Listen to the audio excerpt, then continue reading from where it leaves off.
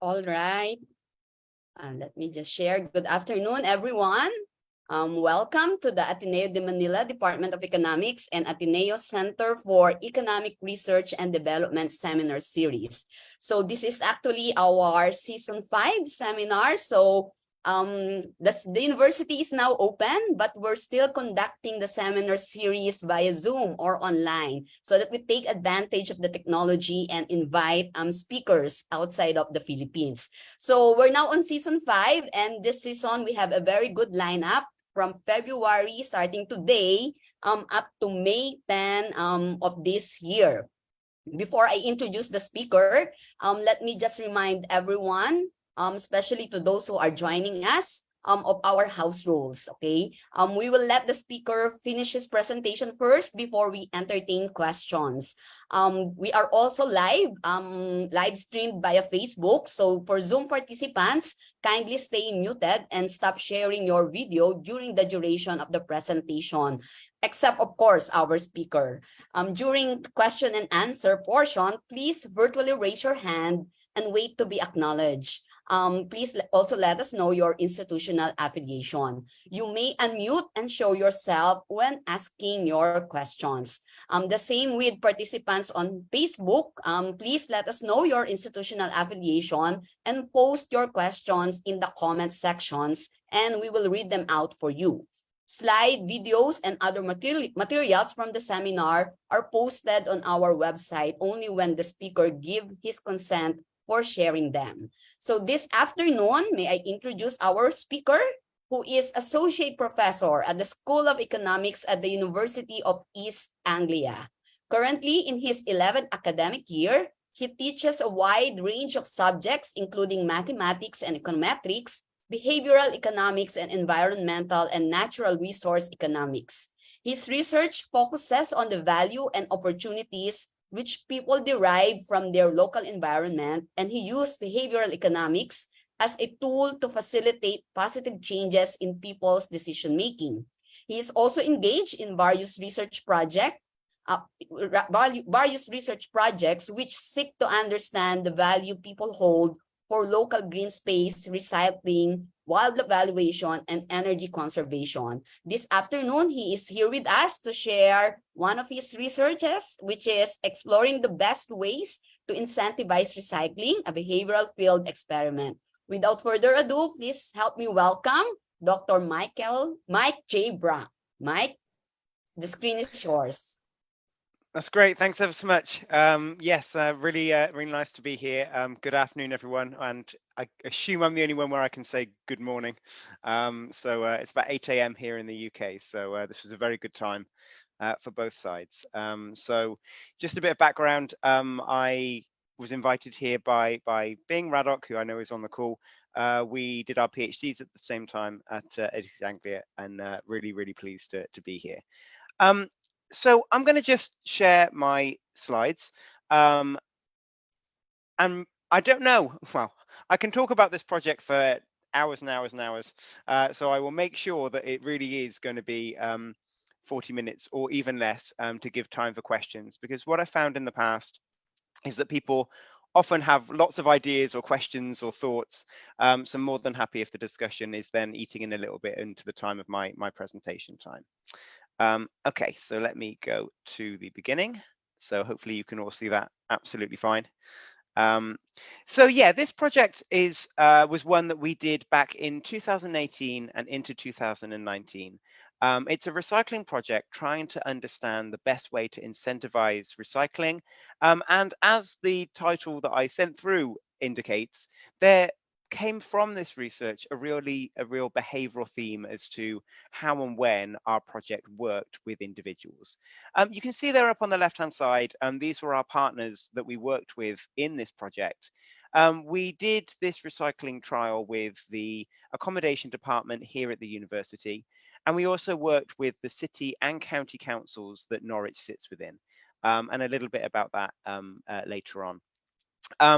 I have to say a big thanks to my co-authors, so Lucia, Stefania, and Jiwei. Lucia and Stefania still both here at the University of East Anglia, Jiwei now over in Lancaster in a different part of the UK. So broadly speaking, just to give you a little bit of background, in the UK there was a really big, or still is a really big push to improve the level of recycling and to improve waste management practices. And generally, understanding what it is that people think and do around how they recycle or not is a really important component of improving that those waste management practices. Um, and of course, I'm going to look at the UK, but this is a problem globally. In every country, there are different challenges and different aspects of those challenges that need to be tackled, but pretty much all of them rely upon understanding what it is about people's behavior and people's understanding of when they will and won't recycle in order to put in effective policies. What our experiment sought to do was to look at two different mechanisms by which you could incentivize recycling, just to understand which one would be more effective and would get people engaged in recycling, and indeed get them engaged in recycling at a certain point in time. We do this project across 3 different locations, as I've already indicated, but we also are interested not just in the volume of recycling that is done in each location or in each treatment, but we also want to know the pattern by which that recycling happens. And this is where we really kind of tap into Lucia's expertise as somebody from a more financial and marketing background. She wanted to look at how this happens by the idea of the diffusion of a new product.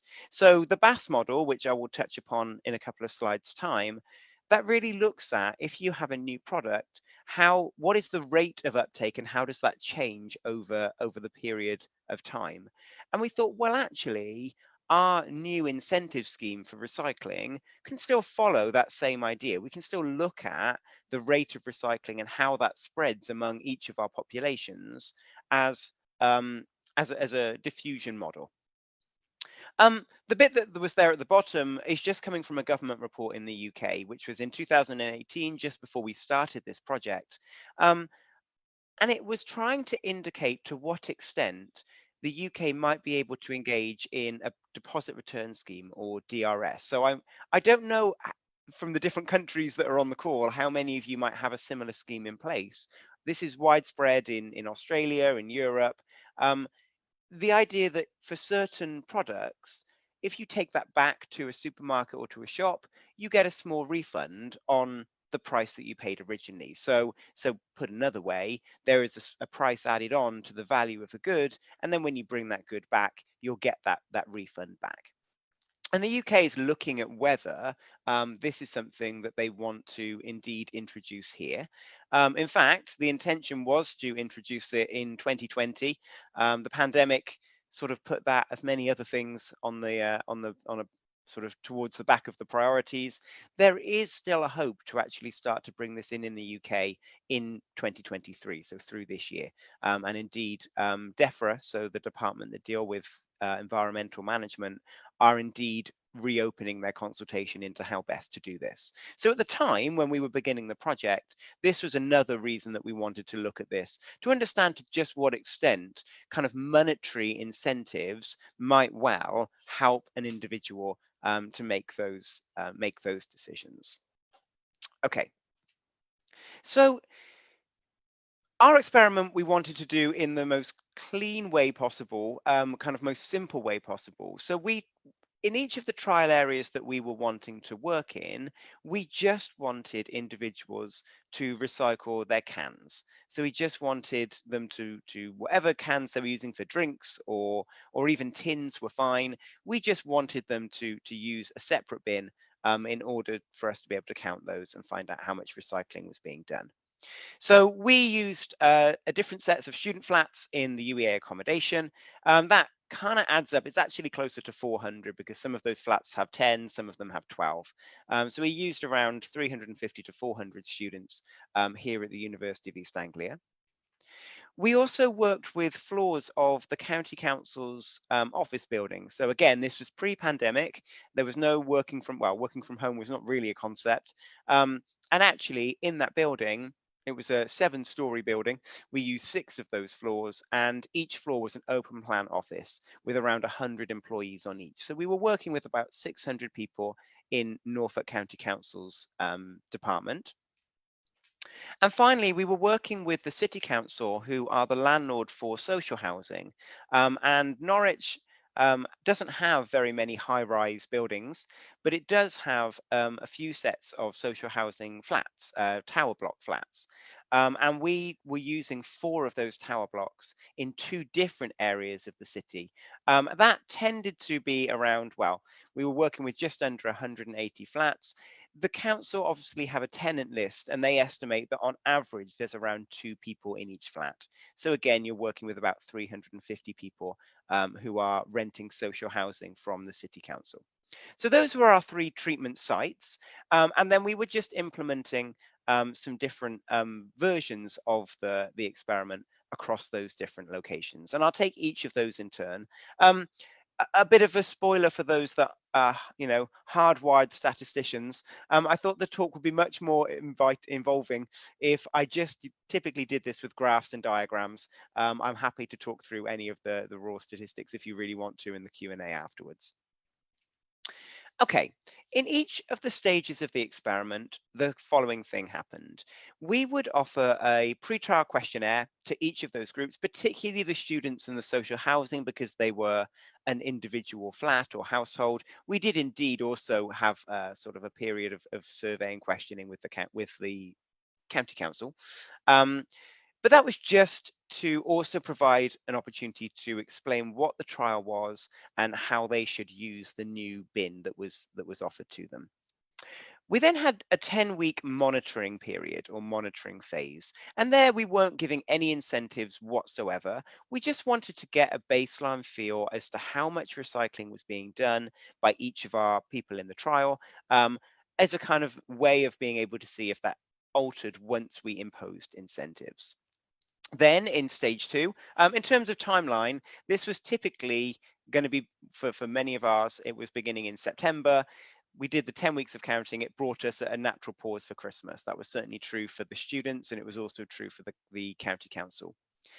We then gave them a new set of instructions telling them, if this was the case, that there would then be an incentive in place for their recycling. So we had 3 different treatments. We had a baseline where actually we just said, thanks for doing the trial. It's going to continue for another 10 weeks with no payment whatsoever. That's our baseline trial. We then had what we call payment per can. So in those treatments, we would actually say, okay, for the next 10 weeks, you'll actually be paid 10 pence per unit that you put in your bin. And then we had a lottery system, which I will come on to and explain in a second. But that was a Tulloch-style lottery contest, which gave the same expected value from recycling as the payment per can system. We then did a further 10 weeks of counting, where we were then monitoring how much recycling was happening and obviously counting up any payments in the treatments that were receiving them. We decided not to pay until right at the end of the trial, more for logistics than anything. We didn't really want to keep going around with 20 or 30 pence each week and giving that to a household or to a set of students. So we just told all participants that if they were in a treatment that was being paid, it would happen at the end of the 10 weeks. And then we also have then, as you also see now, have done an analysis of the data and sort of looked at what's happened both between treatments and across locations. Okay. So the lottery, how did the lottery actually work? Well, let me give you an example and use this to just explain how each week the lottery contest would take place. So let's imagine that we go around and we count out the cans that have been recycled in the flats that are taking place in the lottery. And for simplicity, let's imagine there are 3 of them. So in flat 1, 4 cans recycled. In flat 2, there were 2. In flat 3, there were 3. That means that for every can that had been recycled, we're going to add 10 pence to a prize pot. So as you can see there, the total prize pot is going to be 90 pence. That's what these 3 flats are then competing for, if you like, in the lottery. Now, for each can that had been recycled, we've given that flat a lottery ticket. So in this situation, lottery tickets 1 to 9 have been allocated. 4 of them have gone to flat 1, 2 of them have gone to flat 2, and 3 to flat 3. And so that means that even though the prize pot is 90 pence, the chances of winning favors those that have done the more intense recycling. And of course, what that means, the reason we chose to do the lottery in this way, instead of, for example, having a fixed prize, was that we wanted the expected payout, if you were risk neutral, to be the same no matter whether you were in the lottery contest, as you see here, or whether you were being paid per unit of cans recycled in the other treatment. Okay, so we have our 3 different locations. I'm going to start with the residences because, if you like, this was the most messy of our results. It was something that we've got a couple of headlines that we can take away from this setting, but generally speaking, there was a real lack of theme to what happened between the different treatments that we were running. So just as an overview, we were running this experiment both in the 3 ways that you see as the columns, so with no payment, a baseline, payment per can, and then the lottery. But we were also running it where some of the floors were acting as a group, so they would just have a communal bin in their kitchen and they would put the cans in there, or as individuals. And when as individuals, they were being asked to actually put the cans in a recyclable bag and use a cable tie to tie that bag up, which had a unique color relative to their room, so that we could then pay them as an individual. Which I've just basically said. So let me just do those. But just to make it clear, we were running both incentive treatments with this group. So in some of them, they were being paid per unit, the 10 pence per can that they recycled, and some were using the lottery. And so in that payment phase, they were having 10 pence added to a prize pot. And each week we were running a lottery draw to see which flat had managed to win the prize. Okay. What did we find? So this is the aggregate picture, just looking at the recycling happening. So don't worry, at this stage, I haven't split this out by whether they were in the payment per can or in the lottery or in the baseline group. I'm just sort of indicating here whether they were acting as individuals, and they were recycling correctly, so that's the orange line, whether they were acting as a group, which is the blue line, or whether they were in the individual treatment but choosing to ignore to put it in the bag with the cable tie and just putting it in the communal bin anyway. The first thing you can see is that really there's no, if you added together the orange and the grey, there's not a big difference between whether they're acting as groups or acting as individuals. The only real trend that I will come on to talk about is that in the non-payment phase, we see that very few people adhere to the system at all. So the orange line is pretty much at zero all the way through. They can't be bothered to use the new system. And in a way, why would they? Because it's an extra effort to do with no apparent reason for needing to do it. However, when we move to the right of that dashed line and we're into the monitoring phase, we can see that there is at least some substitution of just using the communal bin, the grey line, for the orange line, and indeed recycling correctly in order to be paid as an individual. So there is some willingness to adopt this more complex system in the individual treatment. And you can see that it's a little bit of a messy picture in terms of there's no natural trend to whether they recycle more or recycle less through the system. It's a little skewed because, as you can see there, there's quite a lot of recycling done by groups in week one. Week one in September is the week all the students arrive, and they are all very excited and probably drink an awful lot of alcohol, which means that there's an awful lot of cans to be put in their bins. Okay, I use this slide because I think it's quite useful for explaining what you would hope to see from a BAS diffusion model versus what we might see and we will see a few times through this talk. So on the left-hand panel, this is with no diffusion happening whatsoever. And this is happening in our no incentive phase in the first 10 weeks of the study. What you're seeing is all the lines are just sloping downwards, suggesting that there is absolutely no growth in the interest in recycling. And this is just the groups. This is just to give you an example of how this works. The different lines, so the black line you see there is just the real data, the raw data, if you like. Then we just split out the blue and the red, and when added together, they give you the green. Now, the blue line, I should do it the other way around. The red line are innovators, the ones who, if you're putting a new product or service on the market, are the first to use that product or that service. So the red line is always going to indicate the ones who move first. The blue line are those that conduct imitation behavior. So by definition, imitation behavior is very low to start with, but if we're really having a successful new product, should increase over time. The left-hand panel shows you none of that was happening. And indeed, that is confirmed by the downward trend in recycling over the first period. The right-hand panel is sort of what you might expect from a diffusion model instead.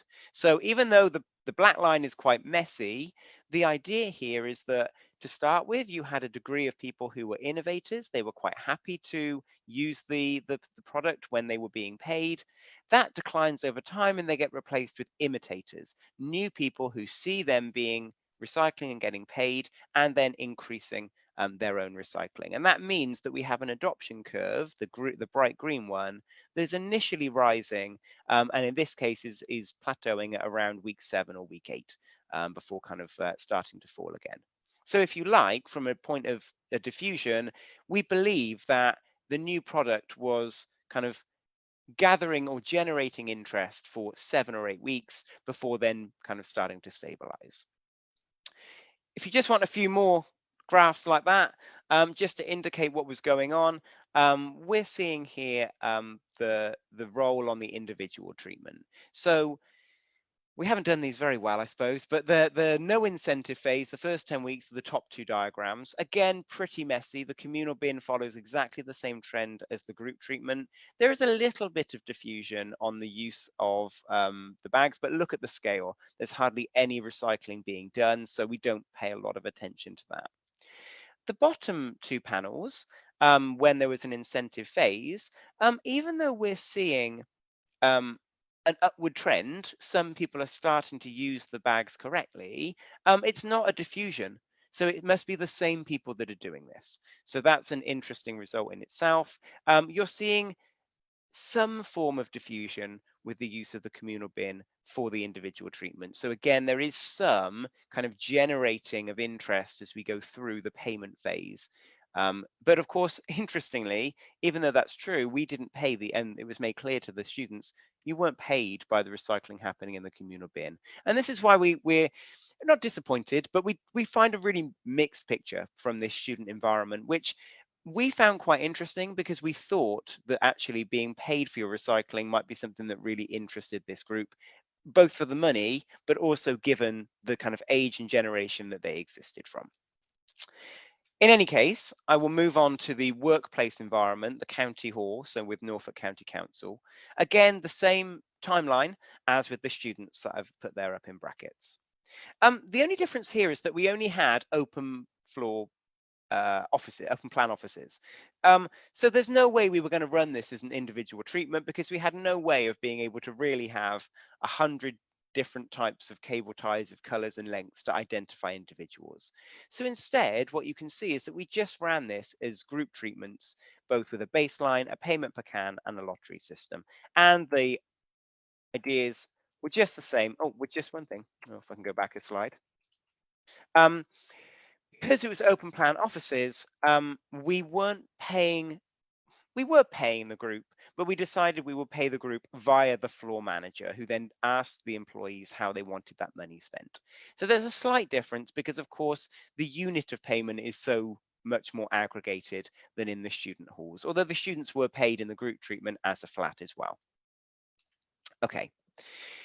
Broad trend again. So what happened just in terms of numbers of cans recycled, not looking at the treatment at this point? Well, you can see that even though there was a small upward trend, perhaps over the course of the first phase before any payments were happening, we see a definite upward trend after the second line. And the reason you see two lines there is that the guy who was happy to help us with doing the counting in this environment decided to do one extra week just before Christmas. So we don't pay a lot of attention to the observations between the weeks 10 and 11 because it was basically the Christmas holidays for the offices. But then you can see to the right of the second line that upward trend. And indeed, we see this is happening across all treatments. So we see an increase in the recycling. So hopefully that is clear enough for you all. The pale lines are the equivalent weeks in the monitoring period, and the more bold and lines are those in the incentive period.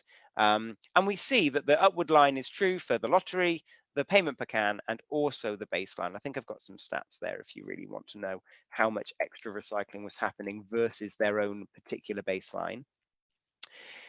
It's quite interesting that the green line takes such an upward trend. Remember that the baseline group aren't being paid at all for their recycling.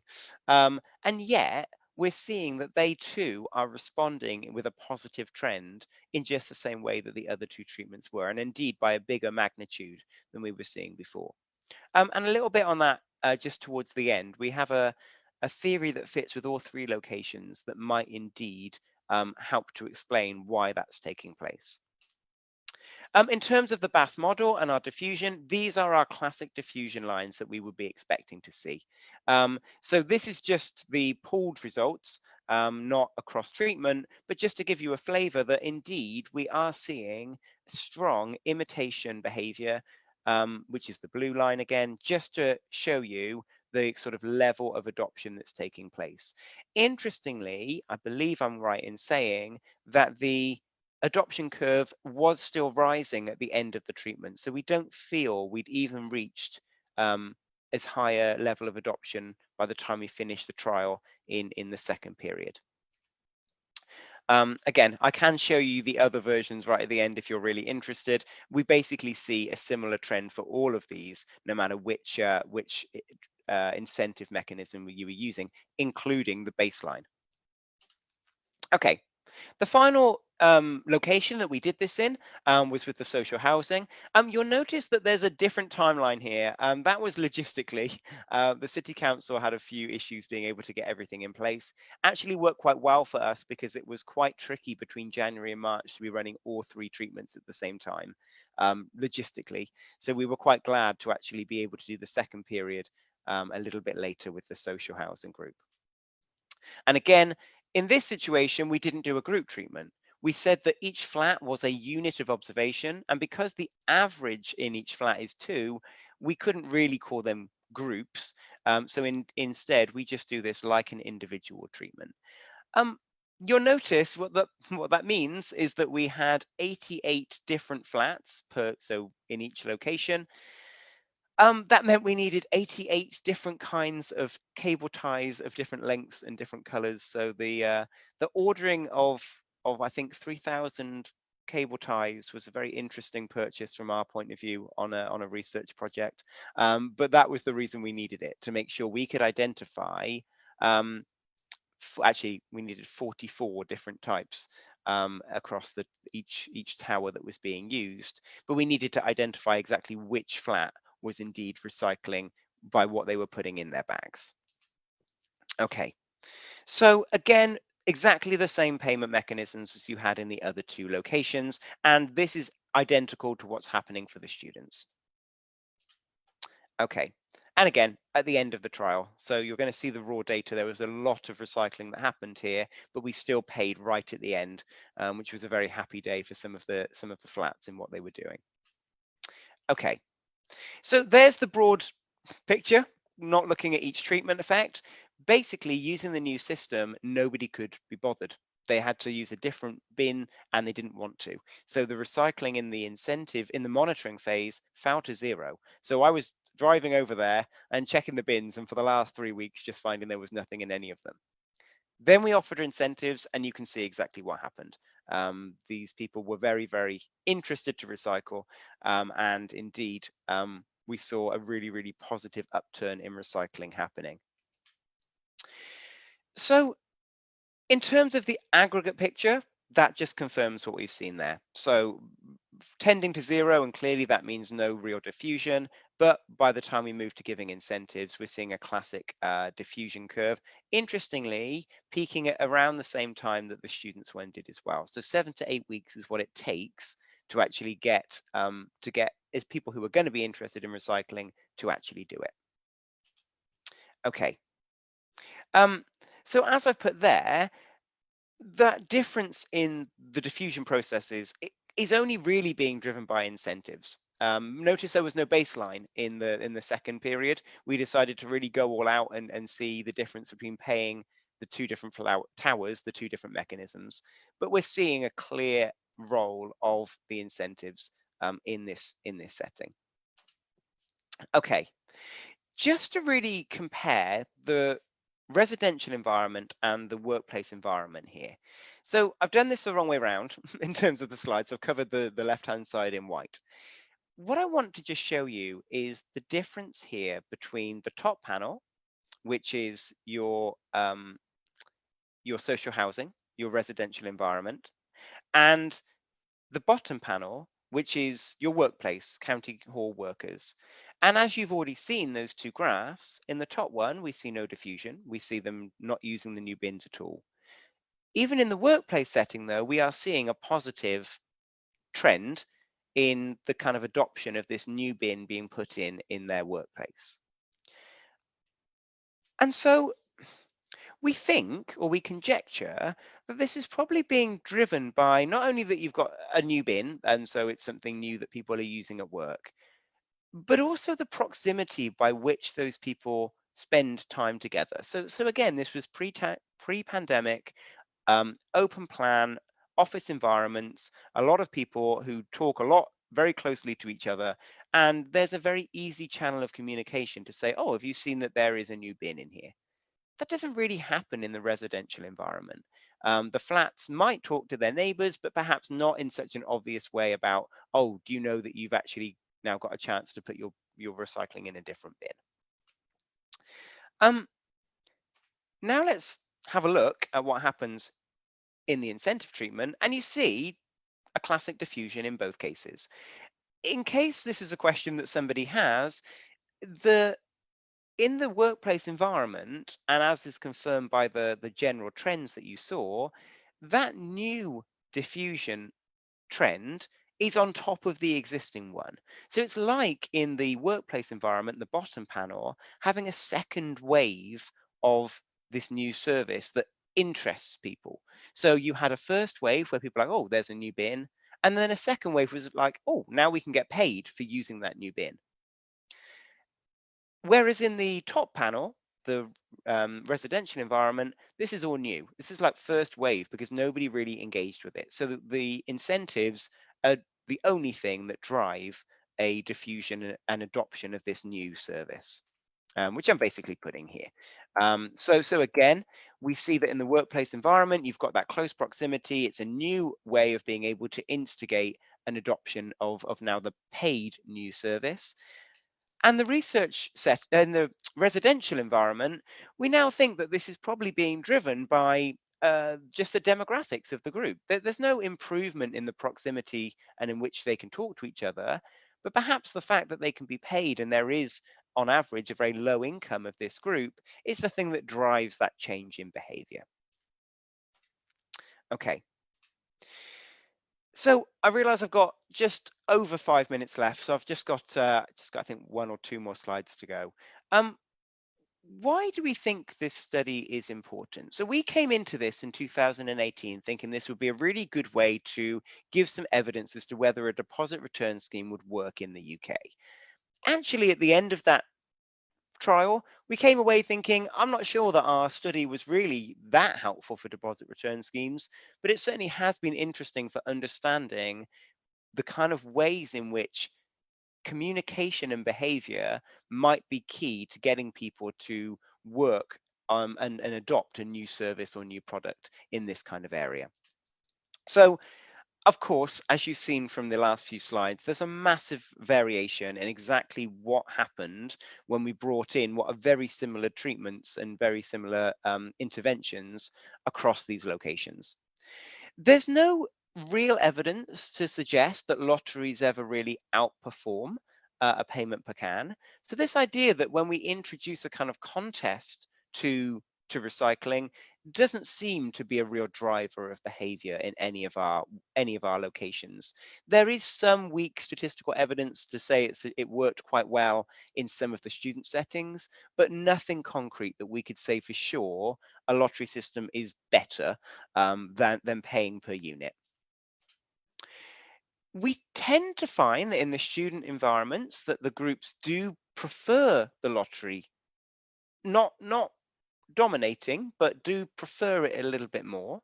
Certainly when we think about what happens as an individual and in the residential setting, they really quite liked this payment per can. So I didn't show you the breakdown of where recycling was happening per tower block and what incentive was being offered, but it was seeming to be largely driven by a couple of towers recycling a lot when they were paid per unit. So we do think that we have to consider whether the recycling is happening at a group level or an individual level and how that might impact the way in which you package up the recycling and the way that you try and explain to people why they should recycle or indeed how you incentivize that recycling happening. We do think that the proximity by which people are near each other, but also the networks by which they communicate changes to products or changes to services is really going to be a very key driver of behavior.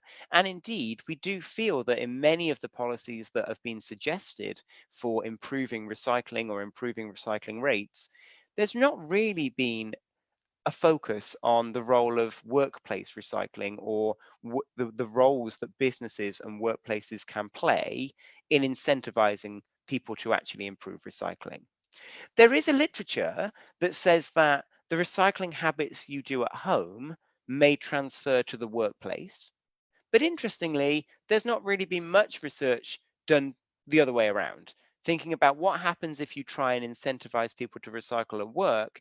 Will that translate in them having a better method of recycling in their home environment? So that's actually quite an interesting result that we think probably should be explored further moving forward. There's lots of unanswered questions. In fact, if I'm brutally honest, I feel that this study brought up more questions than it answered. What is it that drives that variation? We've got some conjectures. We have no hard evidence from which to actually say what it is that made those key differences across location. A natural question in a study like this is how persistent would habit change have been? And did we do the study for long enough? From the diffusion model, we'd assume that in the student and the residential environment, actually we'd reached the peak and gone beyond. Maybe not in the workplace. And so perhaps it would have been quite interesting to perhaps do this study for little bit longer, or to remove the incentives again and see what happened in terms of recycling levels. I think there's also an unanswered question about what other kind of non-monetary incentives could you offer that still could work through in these network channels, but potentially be a less costly intervention to do. And I think it would be quite interesting to actually now explore this in terms of thinking about what is the role of bringing together a network and getting people to work together. So that was everything I wanted to cover. I am actually quite amazed I managed to keep to time. I hope you found it interesting, and I hope you've got plenty of questions to put to me. I think this is something people often have lots of things they want to ask things about. If you've got any other questions or anything else that you would like to ask at any point after this, my email address is there on the screen. Again, a massive thank you to my co-authors on the project, and indeed our collaborators as well. And thank you very much for having me to talk. I hope you've enjoyed it. Thanks a lot. Thanks very much, Mike. It's really a very interesting research, and I'm sure our audience in Zoom really find it interesting and would have questions. Okay, let me just stop sharing. Okay. Oh, perfect. If you stop sharing for me, or Yes. shall I? Yeah, Okay. great. Yeah, so we're now open for questions. If anybody has a question, so please virtually raise your hand. Okay, let me just put in gallery. Okay. Anybody? Okay. Okay, actually, let me start while the others are thinking about their questions. Actually, a couple of my questions you already posted as your unanswered questions. So while you're presenting, I was writing down notes. You were looking at the difference between the environment where you're giving incentives. I was just wondering the role of, either peer pressure or earned behavior, because in a residential setting and even in the work environment, you see people recycling, and sometimes because you see them doing that, you kind of feel ashamed not to follow suit because you feel guilty, something like that. I don't know if you had a treatment like that or you're going to pursue that line of research. What are your thoughts on this? It's a really good question. So it happened inadvertently in a couple of those settings. So in the workplace setting, I think there really was a sense where people were being not pressured, but sort of it was being very strongly suggested that they needed to be using this new bin. And I think that also helped to drive the recycling levels. Um, it worked a little bit perversely in the residential setting. So what we found, or what we heard happened when we went to make the payments, we knew the first part, we didn't know the second part. We knew there were many of those residents who had decided, and they rang. We had a phone number that they could ring, and if they had questions about the study, and one of the residents rang me and they said, "Is it really true that you'll pay for as much as I can possibly recycle?" And I thought, we have a limited budget, but I can't. That's written down. I was like, yes, absolutely. And this resident, uh, we actually went there with. He managed to earn £450, so he recycled 4,500 units in 10 weeks. And he said to us, "I went down the local cycle path every week and cleared up all the cans, and round here I cleared up all the cans." So people then saw all these bags. In fact, sometimes they couldn't even fit in the massive bin we'd left for the towers to recycle in. And there was an element of jealousy. So when we went round and gave payments, there were people saying, "Oh, well, but we know they're not all his." And I was like, "No, okay, that's true." And that was a very interesting, almost anti-peer pressure. It was almost like they didn't want him to recycle as much, but there was an interest in then the social comparison within treatment, and we did see that people were then also recycling in large volumes because they saw A, it was permitted to do, but B, there was almost this jealousy that somebody else was going to earn a lot of money from doing their recycling. So it was a really interesting study in that sense, and obviously has some wider public Mm-hmm. connotations. If you pay a small amount, suddenly the streets get cleaned, pretty Mm-hmm. much for nothing. We went round there at the start of the trial, and there was not rubbish everywhere. That's not fair, but there was quite a lot of litter. As soon as we started paying, there was still litter, but not one can. All the cans had been taken up and by somebody to be able to be paid for. And you thought, well, actually, that's a really great result to actually say in this treatment as to the impact it had on people changing their behavior. Yeah, okay. Yeah, that's really interesting. I had a question. Okay, let me give the floor first to Bing, and then I'll ask the question from a message through chat. Bing, are you Now I there? should be now I should be worried, shouldn't I? Here we go. Hi, Mike. Yeah. Again, thank you for accepting our invitation. Um,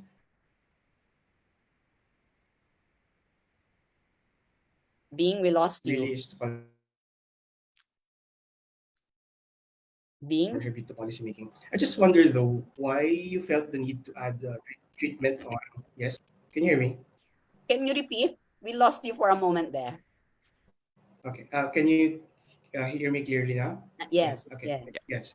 Yeah. So I was saying, I'd imagine that this project is interested in influencing policymaking in Norwich at least. Uh, so you did consider a payment scheme that's payment per can and lottery. Uh, so why did you think that it was necessary to consider lottery as a payment mechanism? Because I Yes. Oh, sorry.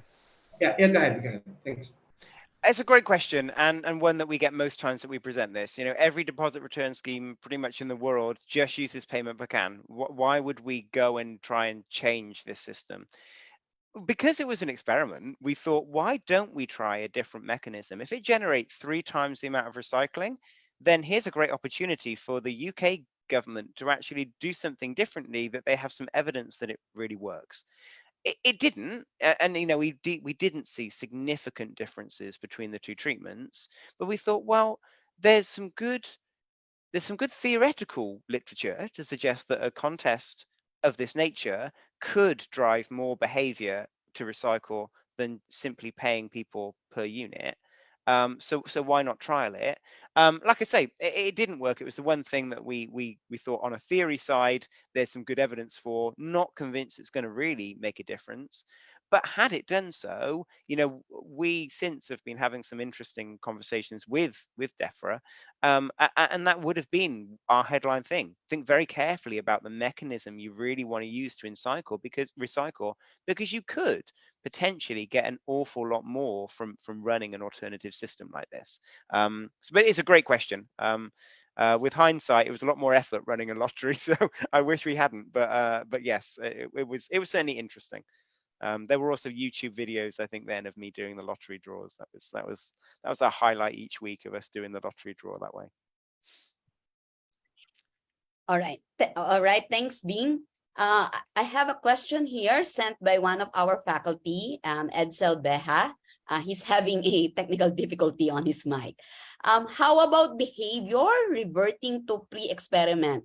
I guess he's wondering whether you still observe what happened after you finish your experiment. Was there any data that you collected? There really wasn't, and for two reasons. So for the students, they're gone. So Uh, by the time we were finishing, we had 2-3 weeks left, and they would have left. Um, we also were conscious. We would have liked to have done it. We were conscious that actually we were going to struggle to explain to people why we were going to continue to run the trial without then paying them. It's actually something we're in the middle of now. So we've just started a new treatment of this, and we are indeed going to monitor behavior after we finish the intervention. Um, because it's the question we get every time. So yeah, it's a really great question to ask, a very natural one to ask in a behavioral experiment like this. Any area in environmental economics, we were talking before the course started about energy, and smart meters. people get obsessed with them for 2 weeks in the UK and then they forget all about them. So the persistence of these habit changes are so short-lived. Yeah. That it's a natural thing to do, and it's actually, version post-pandemic of this study is now underway, and that's one thing we will be doing. So thanks, great question. Yeah, okay. Thank you. Another question I have actually is with regards to incentives. You already posted this in your unanswered question, non-monetary incentives. With regard to this, first question is, would the size of incentives matter? I don't know if you have this in your treatment. And another one related also to incentives. What about the non-monetary incentives that you were thinking of that you mentioned in your unanswered questions? Those two questions. Yeah, okay. So firstly, for the level of monetary incentives. So that report I started off saying, they thought that a deposit return scheme could work. They believed that it was economically viable to have made the price for aluminium cans at least anywhere between 5 and 20 pence. So I agree, one treatment we could have done would have been to offer different levels of incentive, which we didn't do. But certainly what was very interesting, I learned a lot about waste as part of this project. That in the UK is pretty much the only recycling material that makes the council money. So everything else that you put in your recycling bin, paper, plastic, whatever it might be, it because there's so much contamination, it often doesn't work out valuable for them. So there's a very interesting policy dynamic here that local councils who collect the waste in the UK are very worried about deposit return schemes because they're worried about that revenue stream they're now going to lose. So that was one reason that we were a little bit conscious that, especially working with the county council, we didn't want to stay right. Well, for some of them, we're going to give 5 pence, some 20 pence. It's almost like we were trying to hedge exactly how much we could price out them from what they're doing in our advice to the government. So that's the short answer for that one. Non-monetary incentives, we actually think, particularly in a workplace environment, anything that puts teams against each other just in terms of reputation could work. Might be more difficult with residences, although we know that sometimes comparative information helps in that way. But certainly, I'm not sure if it's the same way you are. I'm sure if we put the different schools of the university against each other in some sort of league table, that may well be a very useful non-monetary incentive to actually use. So you actually have a gauge about how much is being recycled per school, or for example in an office setting per department within the office, and actually you show that in a league table and show who's doing better than who. We also thought there could easily be non-monetary incentives just in terms of rewards that employers can provide employees, or indeed that the council could do with its residences, or indeed the university could do with its students in terms of, offering reductions in memberships to things, or it could be something linked with the job, or even linked with recycling, right? So you make it something environmental or green. Certainly that's the kind of area we're looking into. Harder to bring in with a field trial, but it's something we wouldn't mind doing, and we have some good contacts with the business improvement district here, so it might be something we'd consider running with them. Yeah, actually, I was just thinking with regards to non-monetary incentives, as simple as maybe this is only true for developing country, as simple as, putting a sign or a separate binge, because people are trying to encourage residences to recycle, but there's no, recycling bins to begin with. So let me tell you something anecdotal from last week with this next version of the trial. We put a new bin in the student residences here.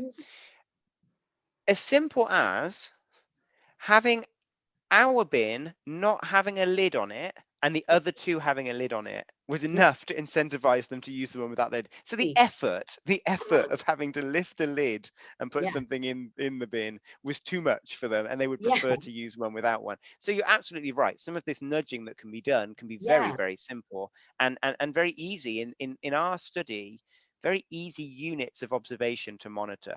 So actually it's a really good opportunity to do something like that. Yeah. And also comparison between developed and developing countries. What are the differences in Absolutely. behavior? That would also be a good avenue. Absolutely. Okay. There's a request here, requesting for the full paper. I don't know if you can give a link to the working paper.